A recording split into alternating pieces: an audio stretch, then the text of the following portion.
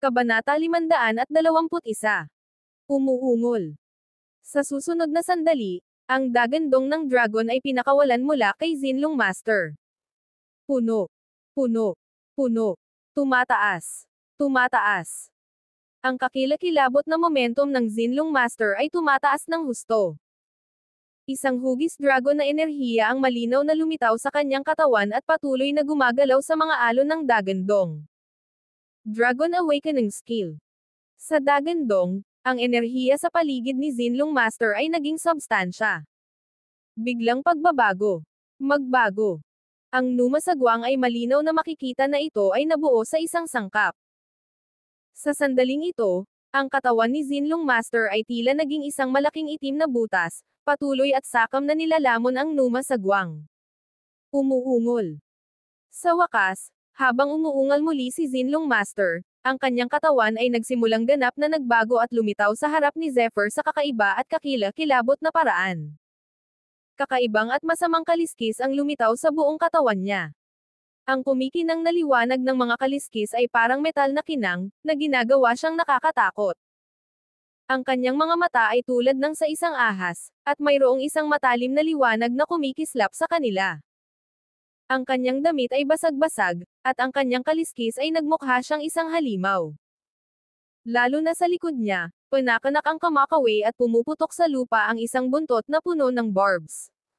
The Dragon Awakening Skill. Nasa katawan ko ang dugo ng dragon. Boy, isa ka sa kakaunting tao na kayang pilitin ako hanggang sa ganito. Nakaka-proud ka. Sa pagtingin kay Zephyr, si Young Master Zinlong ay lihim na nag-transmit ng voice message. Sa oras na ito, ang kanyang boses ay may bakas ng hindi masabi na kasamaan, tulad ng isang multo, na nagpang-inag sa mga tao nang hindi sinasadya.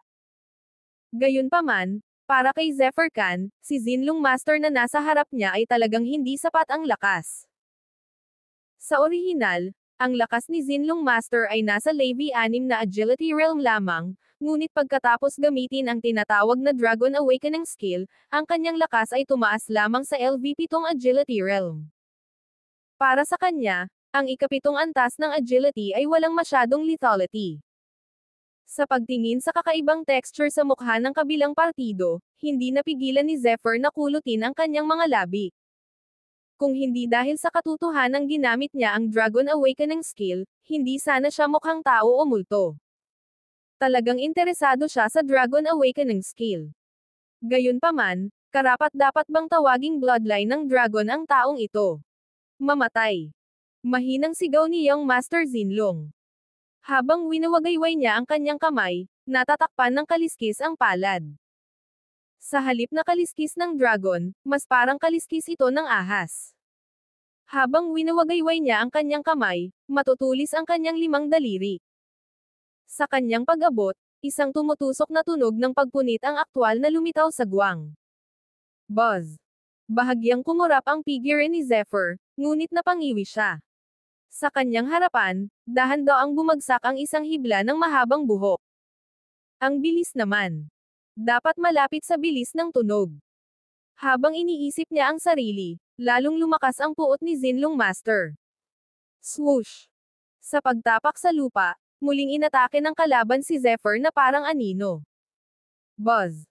Sa oras na ito, ang 5 daliri ni Zinlong Master ay kasing talas ng ningning ng espada. Humph! Gusto mo bang makipagkumpetensya sa bilis? Nang maramdaman ang paparating na puwersa, isang malamig na ngiti ang lumitaw sa mukha ni Zephyr habang mabilis na gumalaw ang kanyang Thunderfoot. Bang! Na may malungkot na ngiti sa kanyang mukha, ikanaway ni Zinlong Master ang kanyang kamay at nakitang malapit na niyang mahuli si Zephyr. Sa hindi inaasahang pagkakataon, sa sumunod na sandali, lumabo ang kanyang paningin at nawala ang figure ni Zephyr sa kanyang harapan. Imposible. Nagkataon lang. Nagkataon lang talaga. Ang mukha ni Zinlong Master, na nabigo sa isang galaw, ay biglang nagbago. Ngunit inaliw niya ang sarili sa kanyang puso. Kabanata 522. Buzz. Minsan pa. Mga kumikislap. Whoosh. Imposible. Sa pagtingin kay Zephyr, ang mukha ng Zinlong Master ay nagsimulang maging lubhang mabangis. How can you be so fast? That's impossible. I have the noble dragon blood in my body. As a mortal, how can you fight against me? Maharlika. Ikaw. Humalaklak si Zephyr at sinabi sa walang pag-aalinlangan na tono. Swoosh. Habang nagsasalita ay biglang kumandat ang katawan ni Zephyr. Bang! Pumutok ang kamao. Sa suporta ng pagtutok ng kamao, ang hindi mapapantayang malaking kamao ay mabilis na nabuo sa ilalim ng suporta ng tunay na enerhiya. Pagkatapos nito, walang awa nitong hinampaz ang katawan ng Zinlong Young Master. Gayunpaman, bahagyang nagbago ang mukha ni Zephyr nang tamaan siya. Nang hawakan niya ito, napakatigas. Isang sukat. Biglang natuklasan ni Zephyr. Ang epekto ng timangan kay Young Master Zinlong. Nahanap mo na ba sa wakas? Kasing tigas ng kaliskis ng dragon ang kaliskis ko, pero sa kasamaang palad. Huli na. Buzz. Sa hangin, ang mahabang buntot ni Zinlong Master na may nakabaligtad na mga tinak ay agad na dumiretso sa katawan ni Zephyr. Napakabilis ng malakas na puwersa na kahit si Zephyr ay hindi makaiwas dito sa isang iglap. Kahit na sanay na sa sukdulan ang Thunderfoot, may puwang pa rin sa kanyang robe. Humph! Napaungol si Zephyr at parang kidlat ang kanyang mga mata. Bahagyang gumalaw ang palad niya. Isang mahabang talam ang lumitaw sa kamay ni Zephyr. Si Draken iyon. Humph! Napakalakas ng iyong punching skill. I can feel that there is some artistic conception hidden in your punching skill. Obviously, you have comprehended the fist focus, but you can't break my defense. Kahit gaano kakabilis, tatamaan ka sa akin. Sabi ni Zinlong Master na may malungkot na ngiti. Talaga. Parang hindi. Hawak ng mahigpit ang mahabang espada, si Zephyr ay may malabong ngiti sa kanyang mukha, at isang kakaibang pagbabago ang idinagdag sa mahabang espada. Kasanayan sa Lightning Sword. Buzz. Sa malalim na dagandong ni Zephyr, kumikislap na parang kidlat ang mahabang talam sa kanyang kamay. Sword Intent. Naintindihan mo talaga ang Sword Intent. Malaki ang pagbabago sa mukha ni Zinlong Master. Ang Sword Energy, na may pagkapunit na talas, ay kumikislap sa kanyang katawan na parang kidlat. Buzz. Tumalsik ang dugo. Ang katawan ni Zinlong Master ay mahinang bumagsak. Sa oras na ito, ang kanyang katawan ay nahati sa dalawa. Mga piraso. Ang Sword Energy, na may kamangha-manghang sword focus, ay mas nakakatakot. Kahit na sa tulong ng mga kaliskis, ang defensive power ng Zinlong Master ay lubhang kamangha-mangha, ngunit ito ay napunit pa rin ng Sword Energy. Naiintindihan mo ba talaga ang focus ng espada? Kahit ngayon, hindi makapaniwala si Young Master Zinlong. Kung ikukumpara sa maringal na pagtutok ng kamao, ang pagkapunit at talas ng focus ng espada ay mas kakilakilabot. Ngunit huli na para malaman ni Young Master Zinlong. Emph! Bahagyang gumalaw ang sulok ng bibig ni Zephyr. Kasabay ng pagsinghot ay itinaas niya muli ang kanyang mahabang espada. Anak! This time, patay ka na. Nakaharap sa tibak na ito na puno ng hininga ng kamatayan, tiningnan siya ni G. Zinlong na may panunuya, na may kakaiba at masamang ngiti sa kanyang mukha. Ang Curse Seal. Buzz. Ang puwang sa pagitan ng kanyang mga kilay ay kumikislap, at isang kakaibang pagbabago ang lumabas mula sa pagitan ng mga kilay ni Zinlong Master. Ang pagbabago-bagong ito ay tila isang buhay na bagay, at ito ay talagang lumipad sa bilis ng kidlat. Kabanata 523.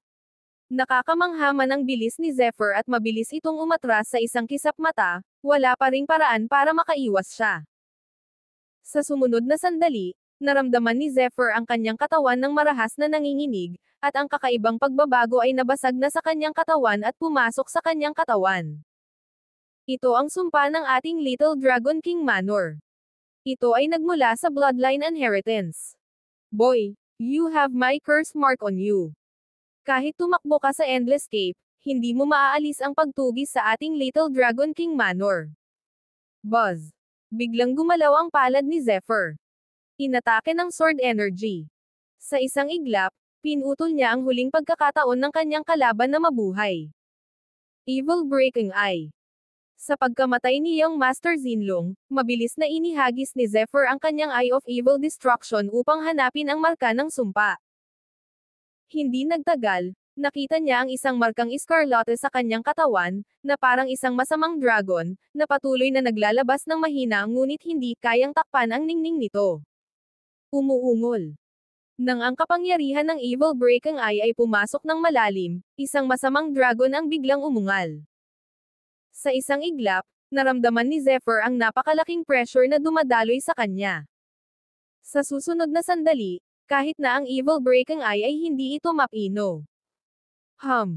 Nanginginig ang kanyang kaluluwa. Napakunot ng noo si Zephyr. Ito ay magulo. Naramdaman ni Zephyr na ang selyo ng sumpa na ito ay malamang na medyo komplikado. Higit pa rito, kaya niyang patayin ang mga eksperto ng Lunar Academy gamit ang kapangyarihan ng Evil Breaking Eye, ngunit hindi niya naalis ang curse seal na ito. Ito ay sapat na upang ipakita kung gaano kakilakilabot ang selyo ng sumpa na ito. Umuungol. Sa sandaling ito, biglang lumabas ang isang nakatutuwang dagandong ng dragon. Ang boses na ito ay hindi tumunog sa kanyang mga tainga, ngunit nagmula sa pinakamalalim na bahagi ng kanyang kaluluwa. Kahit sino ka pa, patay ka. Patay ka. Puno ng hinanakit ang boses na para bang kayang sunugin ang lahat. Boom! Sa sumunod na sandali, ang Evil Breaking Eye ni Zephyr ay nanginig ng husto. Sa isang iglap, naramdaman niya na isang kakilakilabot na aura ang unang pinakawalan sa timog silangan, at mabilis itong sumugod sa kanya. Nang maramdaman niya ang aura na ito, mabilis ding nanginig ang curse seal sa katawan ni Zephyr, na may napakasayang pagbabago-bago. Damn it! Isang kakilakilabot na kaisipan ang lumitaw sa isip ni Zephyr nang hindi nag-iisip. Direkta niyang pinatakbo ang Thunderfoot at mabilis na tumakbo sa isang direksyon. Rumble! Sa kawalan, ang isang hindi nakikitang aktibidad ng enerhiya ay tila nag-evolve sa isang lumalamon na baliw na dragon at nakalock kay Zephyr. Dalubhasa. Isang ganap na walang katulad na dalubhasa. Ang kanyang lakas ay dapat nasa ikawalo o kahit ikasyam na antas ng Agility Realm. Gulong-gulo ang isip ni Zephyr. Ang Thunderfoot ay tila isinama sa kulog at kidlat sa napakabilis na bilis. Kung tama ang hula ko, kakaibang kapangyarihan ang curse seal na ito. Kapag isinama ito sa katawan ng kalaban, hindi ito magkakaroon ng anumang mapangwasak na kapangyarihan, ngunit tila nakatatak ito ng tatak, na mahirap tanggalin. Ang iba ay mahahanap ang tatak na ito sa pamamagitan ng ilang paraan. Ibig sabihin, napakalakas ng curse mark na ginawa ni Zinlong Master. Masyadong mabilis. Naramdaman ang pagbabago-bago sa kawalan, sumimangot si Zephyr. Ang ganitong uri ng pagbabago-bago ay malamang na pinaghihiwalay ng 10,000 kilometro. Gayunpaman, tiyak na dahil sa mga epekto ng imprint ng sumpa na ito ay malinaw na naramdaman ni Zephyr ang pagbabagong ito. Sa bilis at lakas niya, natatakot akong mahihirapan akong makipagkompetensya sa kanya. Kabanata 524. Si Zephyr ay napakalinaw tungkol sa kanyang sariling lakas. Kung ang kanyang kalaban ay nakarating sa Level 8 Agility Realm, makakalaban niya ito. Gayunpaman, ang kanyang kalaban ay malamang na isang Level 9 na Agility Realm expert. Kung ganoon, siya ay nasa malaking panganib. Pagkatapos ng lahat, ang mga martial arts practitioner ng Little Dragon King Manor ay hindi mga demonic martial arts practitioner. Mahirap para sa restraining power ng kanyang kulog at kidlat na magkaroon ng epekto. Napakalakas. Naramdaman niya ang mga alon ng nakakabaliw na alon na patuloy na dumidiin sa kanya.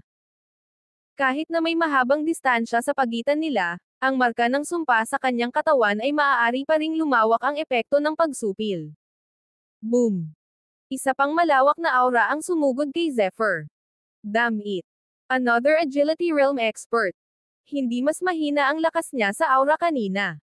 Nagbago ang dramatically ng mukha ni Zephyr. Maaaring ang mga tao mula sa Little Dragon King Manor ay nasa loob din ng mga hangganan ng Moonvita City. Kung hindi, paanong biglang lumitaw ang dalawang eksperto? Ngayong magkasama ang dalawang eksperto, hindi sila matatalo maliban kung Habang nagmumuni-muni si Zephyr, bigla siyang nakaisip ng lugar na pupuntahan. Boom! Habang kumikislap ang kanyang figure, mabilis na naging bahaghari ang figure ni Zephyr at sumugod sa isang direksyon. Umuungol. Habang dumilim ang kalangitan, ang dagandong ng isang uhaw sa dugo na dragon ay nagmula sa isang marangyang vilya. Nakakabaliw ang boses na para bang nilalamon nito ang mga tao. Boom! Sa isang napakalaking gusali sa vilya, isang lalaking may mabangis na mukha ang nagmulat ng mata na halos uhaw sa dugo. Ang mga pupil sa kanyang mga mata ay parang mga karayom, kumikinang na nakakasilaw. Damat-damat. Kahit sino ka man, dead meat ka. Dead meat. Habang umuungal siya, isang malaking anino ang dahan-daang lumitaw sa kanyang likuran. Ang anino na ito ay mabangis, tulad ng isang dragon o isang ahas. Mayroon itong 8 braso at isang pares ng mga mata na parang isang pares ng mga mata ng ahas, na lubhang kaakit-akit. Ang taong ito ang master ng Little Dragon King Manor, ang 8-armed Dragon King. Sa kanyang bloodline perception ability, alam na niya na ang kanyang anak, si Zinlong Master, ay pinatay. Sa oras na ito, natural na galit siya. Panginoon. Ang Dragon Slave sa Moon White City ay nakapunta na doon. Sa kanilang lakas, sila ay sapat na malakas upang patayin ang langgam na ito na lumabag sa kapangyarihan ng dragon. Sabi ng isang lalaking nakatayo sa tabi ng 8-armed Dragon King. Matanda ang kanyang figure at para siyang utusan. Patayin mo siya. Paano ka makakabawi sa pagpatay sa anak ko? Kahit napatayin mo ang lahat ng kamag-anak niya, hindi ito sapat para makabawi dito. Bago namatay ang anak ko, ang curse mark na inilunsad ng anak ko ay malinaw na nakikita ko sa kanya. Pagkatapos niyang patayin, pumunta ka para kolektahin ang lahat ng mga pahiwatig. Hindi lang siya, pati na rin ang lahat ng mga kamag-anak at kaibigan niya ay dapat mamatay. Ang 8-armed Dragon King ay umungal ng malakas na may nakatutuwang arco sa kanyang mukha. Huwag kang mag-alala. Haharapin natin ng maayos ang bagay na ito. Matagal bago magtagumpay ang bawat alipin ng dragon. Bawat isa sa kanila ay may cultivation ng Levisham na agility realm, kaya hindi magiging problema para sa kanila ang makahanap ng langgam. Magalang na sabi ng katulong. Umuungol. Sa sandaling ito, sa kaibuturan ng Little Dragon King's Manor, biglang lumabas ang dagandong ng dragon, na sinundan ng isang malawak na kapangyarihan. Naramdaman ang kapangyarihang ito, biglang lumiwanag ang mukha ng 8-armed Dragon King. Mukhang naabot na niya ang bottleneck ng pag-unlad. Malapit na itong pumasok sa espiritu. Ang unang Young Master ay palaging may talino at matalino. Kapag na-promote na siya sa spirit, ang prestihiyo ng ating Little Dragon King Manor ay sapat na upang hamanin ang maraming malalaking sekta. Excited na sabi ng katulong. Kabanata 525. Sa pagkakataong ito, tiyak na sisikat ang ating Little Dragon King Manor House. Kapag nagkaroon tayo ng pagkakataong makapasok sa lugar na iyon, mas malaki pa ang ating makukuha. Ang 8-armed Dragon King ay nagpakita rin ng umaasam na tingin sa kanyang mukha, at ang galit na dulot ng pagkamatay ng Zinlong Master ay bahagyang nabawasan din. Boom! Ang tunay na enerhiya ay nasa kaguluhan. Natural na hindi niya alam ang tungkol sa Little Dragon King Manor. Sa oras na ito, siya ay tumatakbo ng ligaw, at ang tunay na enerhiya sa ilalim ng kanyang mga paa ay halos umabot sa punto na hindi ito malagkit. Gamit ang Thunderfoot ng buong lakas, ang bilis ni Zephyr ay umabot sa bilis ng tunog. Saan man siya pumunta, ang lahat ng mga halaman ay nagsimulang yumuko at gamulong. Sa isang araw at gabi ng pagtakbo ng ligaw. Halos maubos na si Zephyr, ngunit ang dalawang malalakas na puwersa sa likod niya ay patuloy na sumulong. At unti-unti itong naging malapit. Halata namang sinadya niyang hulihin ng buhay si Zephyr. Well, naglabas siya ng bote ng jade mula sa storage ring. Hindi nagtagal, na may kakaibang halimuyak, ininom ni Zephyr ang lahat ng mga bagay sa bote ng jade. Espiritual na tubig ng Star River. Ito ang dahilan kung bakit hindi napigilan ni Zephyr ng ilang sandali. Sa tubig ng ilog na ito, agad na maibabalik ni Zephyr ang kanyang tunay na enerhiya. Sa pagpapakain ng tubig ng ilog, ang mga meridian ni Zephyr ay agad na nakabawi mula sa pagkatuyo hanggang sa puspos. Boom! Biglang gumalaw ang kanyang figure, at lumitaw si Zephyr daan-daang metro ang layo. Sa wakas, sa pagpapakain at suporta ng Star River Spiritual Water, isang malaking sinaunang lungsod ang lumitaw sa paningin ni Zephyr. Ayan na. Sa pagtingin sa sinaunang lungsod sa unahan, nagulat si Zephyr. Ito ang kanyang destinasyon. Hanggat pumasok siya dito, ligtas siya pansamantala. Gayunpaman, ang mga master sa magkabilang panig ay malinaw na nahulaan kung ano ang iniisip ni Zephyr. Bigla silang bumilis. Kahit nasa guwang, nararamdaman ni Zephyr na patuloy na lumalawak ang isang nakakapunit na sound wave. Obviously, nalampasan ng bilis ng dalawa ang bilis ni Zephyr. Sa kalahating araw, maaabutan niya si Zephyr. Emph. Malamig na umungol si Zephyr. Nang walang karagdagang pagkaantala, muling bumilis ang Thunderfoot. Boom! Ang dalawang itim na anino ay sumunod sa kanya na parang mga anino, na nag-iwan ng kakilakilabot na marka sa kawalan. Mabangis at mamamatay tao ang kanilang mga mukha. Nakatuon ang kanilang mga mata sa isang direksyon. Lungsod ng Wuji. Ang isang malaking lungsod ay makikita sa lahat ng dako sa lungsod na ito. Walang hanggaring pagpatay sa karamihan. Sa Wuji City, ang lungsod ay tulad ng iminungkahing pangalan nito. Sa lugar na ito, hindi mahalaga kung ito ay dahil sa awayan ng dugo o puot ng langit o mga tao, walang sino man ang pinayagang makipaglaban.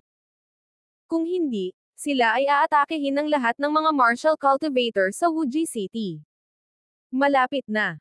5 kilometro lang ang layo nito. Bumilis ang tibok ng puso ni Zephyr.